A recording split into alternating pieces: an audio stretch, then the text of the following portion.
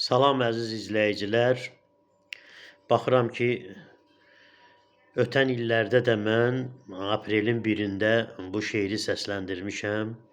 Sevinmək istəyirik. 1 aprel gülüş günüdür, amma nəsə heç gülməyimiz gəlmir. Bir ömür ağlamışıq, indi necə sevinək? Saflığa qaldıq həsrət, duyduq elə heykələk.